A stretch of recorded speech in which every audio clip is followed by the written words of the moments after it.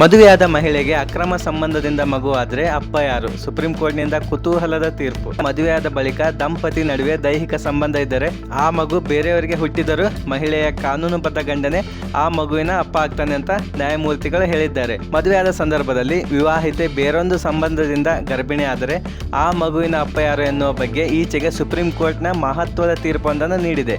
ಭಾರತೀಯ ಸಾಕ್ಷ್ಯ ಕಾಯ್ದೆಯ ಸೆಕ್ಷನ್ 112ರ ಅಡಿಯಲ್ಲಿ ಮಾನ್ಯ ವಿವಾಹದ ಸಮಯದಲ್ಲಿ ಜನಿಸಿದ ಮಗುವನ್ನು ಪತಿಯ ಕಾನೂನುಬದ್ಧ ಮಗು ಎಂದೇ ಊಹಿಸಲಾಗುತ್ತದೆ ಎಂದು ಕೋರ್ಟ್ ಹೇಳಿದೆ.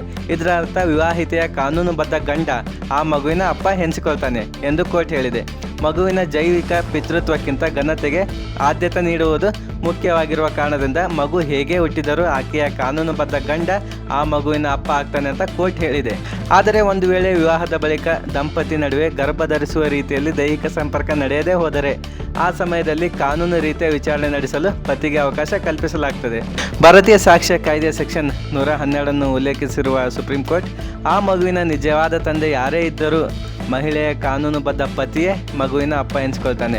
ಯಾವುದೇ ತಪ್ಪು ಮಾಡದ ಮಗುವನ್ನು ಕಳಂಕದಿಂದ ರಕ್ಷಿಸುವುದು ಮುಖ್ಯವಾಗುತ್ತದೆ.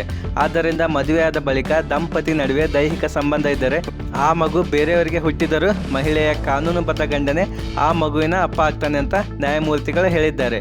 ಪಿತೃತ್ವವನ್ನು ನಿರಾಕರಿಸಲು ನ್ಯಾಯಾಲಯಗಳು DNA ಪರೀಕ್ಷೆಗೆ ಇಂಥ ಪ್ರಕರಣಗಳಲ್ಲಿ ಆದೇಶಿಸುವಂತಿಲ್ಲ ಎಂದಿರುವ ಕೋರ್ಟ್, ಮಗುವಿನ ಭಾವನಾತ್ಮಕ, ಆರ್ಥಿಕ ಮತ್ತು ಸಾಮಾಜಿಕ ಭದ್ರತೆಯನ್ನು ಕಾಪಾಡುವುದು, ಕುಟುಂಬದ ಖಾಸಗಿ ವಿಷಯಗಳನ್ನು ಮಗುವಿಗೆ ಕಳಂಕ ತರಲು ಬಳಸುವುದನ್ನು ತಡೆಯುವುದು ಈ ನಿಯಮದ ಗುರಿಯಾಗಿದೆ ಎಂದು ನ್ಯಾಯಮೂರ್ತಿಗಳು ಸ್ಪಷ್ಟಪಡಿಸಿದ್ದಾರೆ.